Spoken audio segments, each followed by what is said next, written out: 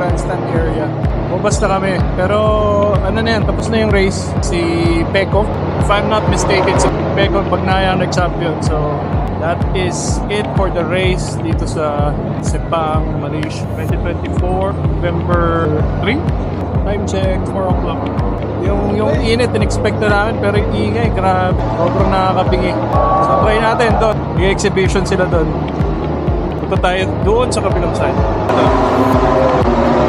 Nantay ko lang si Ses lumabas. And punta tayo sa kabilang side.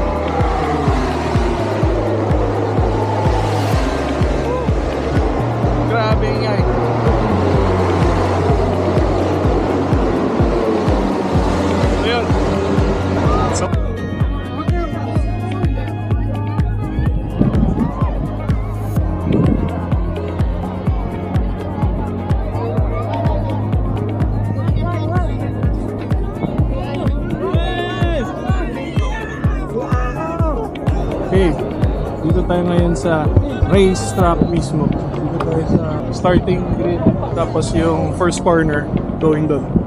Yung paddock nandito sa right side natin. Nakita nyo, nandun yung paddock ni Fabio Quartararo. Actually, nasa likod ko yung mga nangaharap. Nakita nyo? Napalisan nila tayo.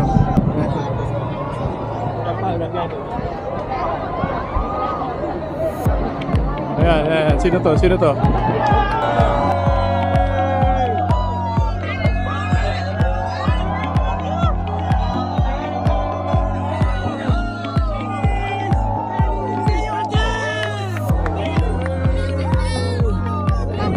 Yun, yun ang sitwasyon dito after race. Mga tao nasa racetrack mismo.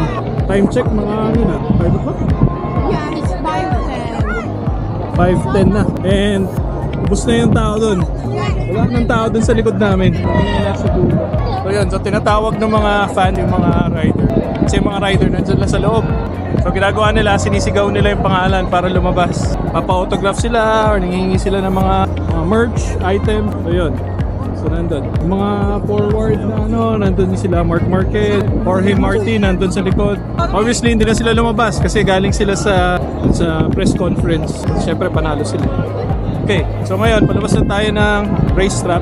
After lumabas ng racetrack, ikot tayo dun sa mga parang mga display or booth.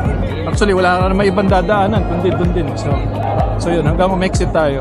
Alright, so 5 o'clock, wala ko mga 5:30, baka wala ng tao dito talaga sa loob. So that is it, our Sepang Malaysia MotoGP 2024 experience. Sunset, nasa likod. So,